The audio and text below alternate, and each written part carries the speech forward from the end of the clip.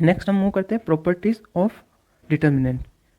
So A B कोई n cross n की matrix है जिसके एंट्रीज क्या है, रियल नंबर या कोई भी फील्ड। तो determinant of A product B क्या होगा, determinant A dot determinant B के इक्वल होगा। डिटर्मिनेंट ए बी जो होता है वो किसके इक्वल होता है, determinant of A dot determinant B के इक्वल आएगा। और determinant of alpha time A जो किसके इक्वल आएगा, एल्फा की पावर n डिटर्मिनेंट ए के इक्वल। यानी आपके पास अगर कोई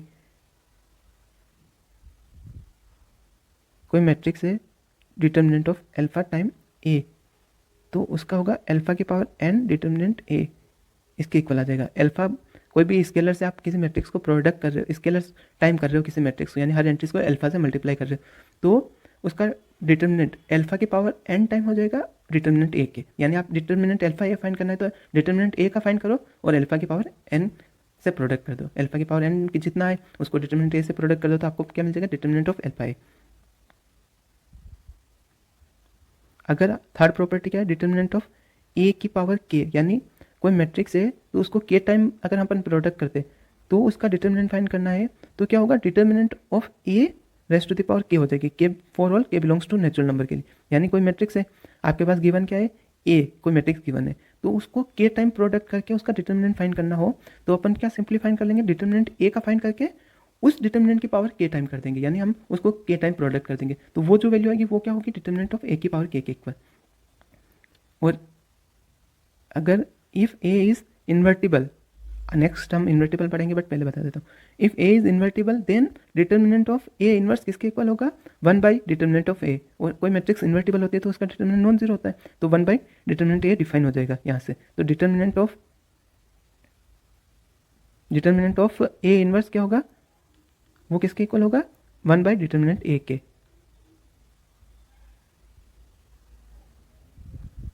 नेक्स्ट हम देखते हैं इन्वर्स क्या होता है, इन्वर्टिबल मैट्रिक्स।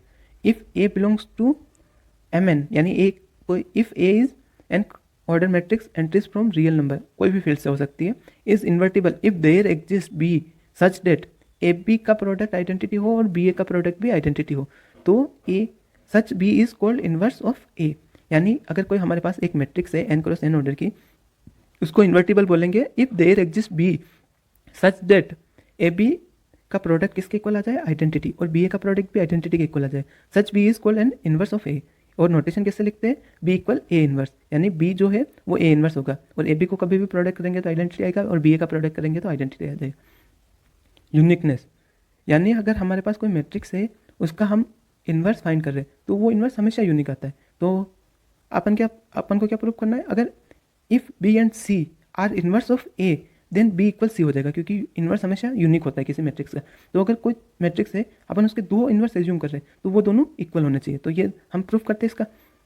अपने पास अगर ए का इन्वर्स बी है तो अपन क्या लिख सकते हैं, ए बी का प्रोडक्ट किसके इक्वल होगा, आइडेंटिटी, और बी ए का प्रोडक्ट भी आइडेंटिटी के इक्वल होगा। इसी प्रकार सी अगर ए का इन्वर्स है तो ए सी का product equal identity equal C A का प्रोडक्ट होगा। Now we move, B equal क्या होगा, बी टाइम्स आइडेंटिटी, हर मैट्रिक्स को आइडेंटिटी से प्रोडक्ट करने से वही मैट्रिक्स आती है, तो बी इक्वल बी आइडेंटिटी। और सेकंड में हम बी और बी आइडेंटिटी को किससे रिप्लेस कर सकते हैं, ए सी से, क्योंकि ए सी का प्रोडक्ट भी आइडेंटिटी आ रहा है तो बी ए सी लिख देते हैं। और क्योंकि मैट्रिक्स एसोसिएटिव होती है तो बी ए और सी का प्रोडक्ट है वो किसके इक्वल होगा, बी ए और सी के प्रोडक्ट के इक्वल। तो बी ए क्या है, आइडेंटिटी मैट्रिक्स, बी ए आइडेंटिटी मैट्रिक्स है तो आइडेंटिटी टाइम्स सी हो जाएगा। तो वहाँ से हम क्या लिख, आइडेंटिटी टाइम्स सी क्या होता है, सी, तो यहाँ से क्या हो गया, बी इक्वल सी आ गया। तो कोई भी मैट्रिक्स है तो उसका कोई भी मैट्रिक्स है उसके दो इन्वर्स है तो वो दोनों इक्वल होते हैं हमेशा, ये निष्कर्ष निकल गया। यानी कैसे करा, ए बी क्या होगा, आइडेंटिटी के इक्वल, बी ए भी क्या होगा, आइडेंटिटी के इक्वल, और जो अपना एस सी है वो भी आइडेंटिटी के इक्वल, सी ए भी आइडेंटिटी के इक्वल। तो यहाँ से हमने क्या करा, बी लिखा सबसे पहले, बी लिखा, बी किसके इक्वल होगा, बी आई के। आई को क्या आइडेंटिटी मैट्रिक्स आई को क्या रिप्लेस कर सकते हैं, ए कॉमस एस सी से, क्योंकि एस सी क्या है अपने पास, आइडेंटिटी है। वहाँ से क्या होगा, बी ए एसोसिएटिव सी, और बी ए किसके इक्वल है, आइडेंटिटी के। क्योंकि इन्वर्स है तो सी क्या हो जाएगा, सी के इक्वल। तो यहाँ से बी किसके इक्वल आ गया, सी के इक्वल। तो ये क्या हो गया, यूनिक, सेम हो गई दोनों।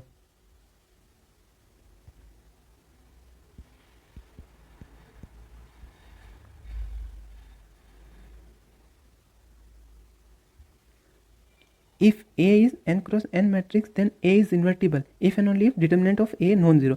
अगर कोई मैट्रिक्स है हमारे पास n क्रॉस n ऑर्डर की, उसको इन्वर्टिबल बोलते कब, जब उसका डिटर्मिनेंट नॉन जीरो।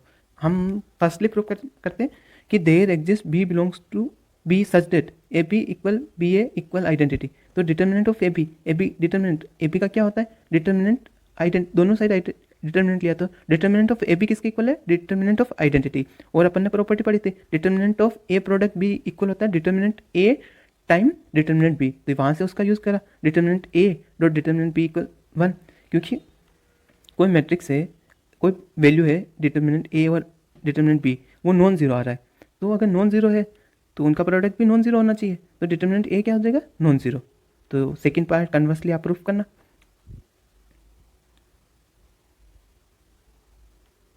इफ़ एक क्वेश्चन पे आते हैं इसी पे based, if A and B belongs to M N R then, अगर कोई मेरे पास मैट्रिक्स है एन ऑर्डर की, उसकी एंट्रीज आर से है, then determinant of A plus B क्या इक्वल होगा determinant A plus determinant B के। तो ऐसा कोई ज़रूरी नहीं है, क्योंकि हम ए को क्या ले लेते हैं 0 0 0 1 और बी को क्या लेते हैं 1 0 0 0। तो यहाँ से ए प्लस बी क्या होगा, आइडेंटिटी मैट्रिक्स के इक्वल आ जाएगा, क्योंकि करस्पॉन्डिंग अगर कोई मैट्रिक्स का सम करना है तो उसके करस्पॉन्डिंग एलिमेंट का सम हो जाता है। तो यहाँ से क्या है, ए प्लस बी 1 0 0 1 0 0 1। तो ये क्या हो गया, एक आइडेंटिटी मैट्रिक्स हो गया। और आइडेंटिटी मैट्रिक्स का डिटर्मिनेंट क्या होता है 1, बट डिटर्मिनेंट ए क्या है 0 और डिटर्मिनेंट ए प्लस बी क्या हो जाएगा 1 के इक्वल, क्योंकि आइडेंटिटी मैट्रिक्स का डिटर्मिनेंट 1 होता है। और डिटर्मिनेंट ए क्या है 0, डिटर्मिनेंट ए क्या है 0 और डिटर्मिनेंट बी 0 है। तो डिटर्मिनेंट ए प्लस बी किसके इक्वल है 1 के, और determinant A plus determinant B किसके इक्वल आ गया 0 के। तो ये क्या हो गया, फॉल्स। अब हम मूव करते हैं rank of a matrix. Rank of matrix से मूव करने से पहले माइनर क्या होता है वो पता होना चाहिए। तो माइनर क्या होता है, अगर हमारे पास कोई मैट्रिक्स है m क्रॉस n ऑर्डर की, then minor of order r is a determinant of r cross r submatrix. अगर हमारे पास कोई मैट्रिक्स है m क्रॉस n ऑर्डर की, then minor of order r, अगर minor of order r find करना है तो r क्रॉस r की सब मैट्रिक्स का डिटर्मिनेंट फाइंड करना होगा। तो उस डिटर्मिनेंट को हम क्या बोलेंगे, माइनर ऑफ ऑर्डर r, उस सब मैट्रिक्स का है। अगर हम जैसे कि एग्जांपल ए इज क्या है 1 -1 2 10 0 3, यानी 2 क्रॉस 3 की कोई मैट्रिक्स है। अगर माइनर ऑफ ऑर्डर 1 फाइंड करना है तो हम क्या लेंगे, डिटर्मिनेंट ऑफ -1 लेंगे तो -1 आएगा, डिटर्मिनेंट 1 1 आएगा, डिटर्मिनेंट 2 2 आएगा। यानी हमें सब मैट्रिक्स बनानी है। हम फर्स्ट क्या ले रहे हैं, -1 को एक सब मैट्रिक्स ले रहे, फिर 1 को लिया, फिर डिटर्मिनेंट 2 वाली यानी 2 को एक सब मैट्रिक्स लिया 1 ऑर्डर की, फिर ऐसे ही हम 10 को ले सकते हैं, 0 को ले सकते हैं, 3 को ले सकते हैं। तो डिटर्मिनेंट ऑफ -1 क्या होगा, -1, डिटर्मिनेंट 1 क्या होगा 1, डिटर्मिनेंट 2 किसके इक्वल आएगा 2 के इक्वल, एंड डिटर्मिनेंट ऑफ 10 किसके इक्वल होगा 10 के, डिटर्मिनेंट 0 किसके इक्वल होगा 0 के। माइनर ऑफ ऑर्डर 2 फाइंड करना है अगर, तो हम क्या लेंगे 2 क्रॉस 2 ऑर्डर की स्क्वायर सब मैट्रिक्स लेंगे ए की, जिसका डिटर्मिनेंट फाइंड करना है। किसी भी हमने क्या लिया A1 कोई एक सब मैट्रिक्स उठाई, वो क्या है 1 -1 10 0। तो इसका डिटर्मिनेंट क्या होगा 1 0, यानी 10 हो जाएगा डिटर्मिनेंट ऑफ ए। 1 के साथ 0 का प्रोडक्ट 0 और माइनस ऑफ -1 मल्टीप्लाई 10 यानी 10 हो जाएगा। ऐसे ही 1 0 एक और सब मैट्रिक्स उठाए A2, उसमें क्या लिया 1 2 10 3, तो उसका डिटर्मिनेंट क्या हो जाएगा 3 - 20, तो वो क्या आ जाएगा -17 के इक्वल। इसी प्रकार हमसे लेंगे 1 2 0 3, तो A3 लिया, A3 का डिटर्मिनेंट क्या हो जाएगा -3, बट 2 3 -1 ऑर्डर हमेशा एक सिक्वेंशियली फॉर्म में चलना चाहिए। जैसे फर्स्ट लिया तो सेकंड, उसके बाद ऐसा नहीं है कि पहले 2 3 ले लिया फिर -1 0 लेंगे, तो ये वाली एक सब मैट्रिक्स नहीं होगी। Order can not change, order change नहीं हो सकता, पहले उसी को लेना फर्स्ट और उसके बाद साइक्लिक ऑर्डर में चलना चाहिए। जैसे यहाँ पे हमने लिया 2 3, तो 2 3 1 10 और 2 3 लिया, -1 ऐसे लिया 1 10, ऐसे नहीं है कि पहले पीछे वाली को ले लो फिर आगे वाली, ऐसे नहीं ले सकते, order can not be change. अब आता है rank of matrix, rank of a matrix. If A is m cross n matrix then rank of A is denoted by rank A. Rank को कैसे डिनोट करते हैं, रो ए से, और rank of A and defined by the positive integer R if there exist a non zero minor of order R, यानी ऐसा एक at least एक ऐसा माइनर मिल जाना चाहिए ऑर्डर आर का जो नॉन जीरो हो, और all minor of R plus R if possible. अगर मैट्रिक्स का ऑर्डर आर से ज़्यादा है तो हमारे पास आर प्लस वन का भी माइनर पॉसिबल होगा, और वो माइनर क्या होना चाहिए, जीरो होना चाहिए। अगर नहीं पॉसिबल है तो कोई बात नहीं, अगर पॉसिबल है तो आर ऑर्डर से ज़्यादा का कोई भी माइनर है वो सारे माइनर जीरो होने चाहिए, बट आर ऑर्डर के लिए एटलीस्ट एक ही मिल जाए तो वो उसकी रैंक हो जाएगी। बट यहाँ पे हमने क्या यूज़ करा, पॉजिटिव इंटीजर, बट किसी मैट्रिक्स की रैंक जीरो भी तो हो सकती है। तो इफ़ ये note, if A is zero matrix then rank of A is क्या होगी, जीरो, और डिफाइंड बाई जीरो करेंगे। हमेशा जीरो मैट्रिक्स की रैंक क्या होती है, जीरो, और नॉन जीरो मैट्रिक्स की कोई पॉजिटिव इंटीजर ही होती है, क्योंकि वन ऑर्डर का माइनर तो मिल ही रहा है नॉन जीरो, अगर नॉन जीरो मैट्रिक्स है तो। इस वजह से rank of non zero matrix क्या होती है, नॉन जीरो, और rank of zero matrix zero होती है। प्रॉपर्टीज पे आते हैं। If rank of A M cross N zero है, इफ एंड ओनली इफ कब होगी, ए इज जीरो मैट्रिक्स। अगर ए जीरो मैट्रिक्स है तो उसकी रैंक जीरो होगी, और ए जीरो मैट्रिक्स है तो उसकी रैंक भी जीरो होगी, और रैंक जीरो है तो मैट्रिक्स को भी जीरो होना पड़ेगा। Second property, rank of A matrix non equal zero है तो मैट्रिक्स को भी नॉन जीरो हो जाना पड़ेगा, क्योंकि अगर जीरो मैट्रिक्स है तो उसकी रैंक जीरो होती है, बट यहाँ पे क्या गिवन है, rank of matrix A non zero है तो मैट्रिक्स को भी नॉन जीरो हो जाना पड़ेगा, और अगर मैट्रिक्स नॉन जीरो है तो उसकी रैंक भी नॉन जीरो हो जाएगी। अगर मेरे पास कोई मैट्रिक्स है ए एम क्रॉस एन की, तो उसकी रैंक जो है वो ए की रैंक या तो जीरो और जीरो से बड़ी होगी, या फिर उसकी रैंक होगी मिनिमम ऑफ एम एन। यानी अगर कोई मैट्रिक्स है मेरी पास एम क्रॉस एन ऑर्डर की, तो उसकी रैंक या तो जीरो होगी या जीरो से बड़ी होगी, या फिर लेस होगी या इक्वल होगी मिनिमम ऑफ एम एन, यानी एम और एन में से जो छोटा होगा उससे लेस होगी रैंक। और fourth property, rank of A equal होगी रैंक ऑफ ए ट्रांसपोज, वो इक्वल होगी रैंक ऑफ ए बार के, वो इक्वल होगी रैंक ऑफ ए ट्रांसपोज का कॉन्जुगेट, यानी ए थीटा के इक्वल। रैंक ऑफ ए जो होती है वो इक्वल होती है रैंक ऑफ ए ट्रांसपोज के, वो इक्वल होती है रैंक ऑफ ए बार के, वो इक्वल होती है rank of A theta. A theta means A के ट्रांसपोज का conjugate.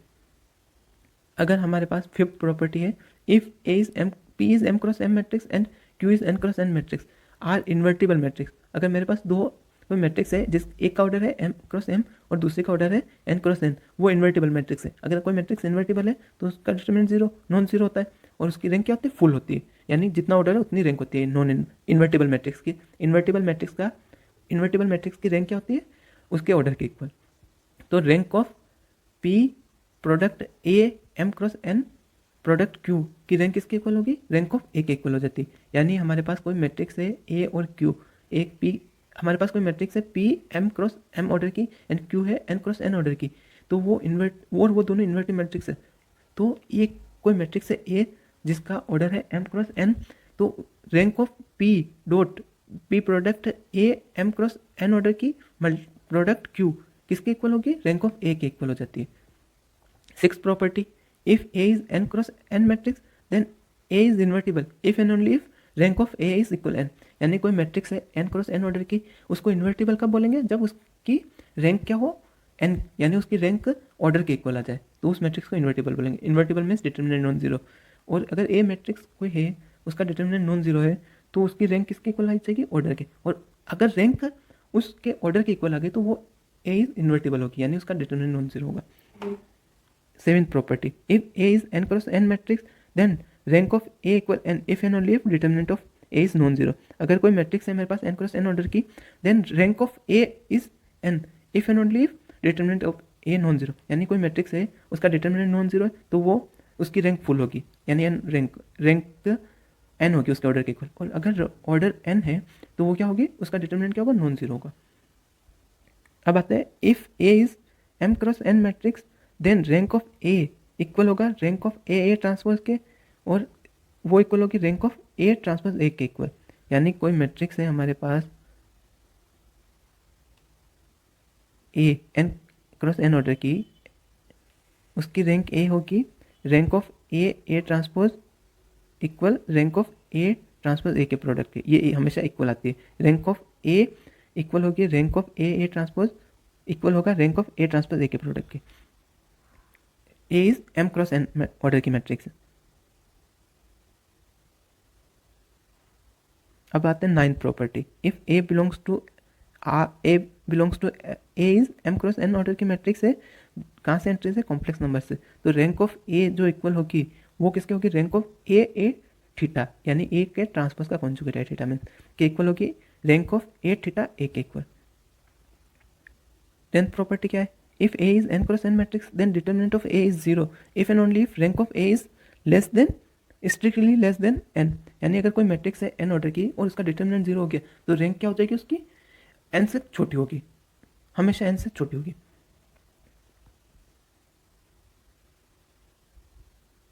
Thank you so much for watching and your patience.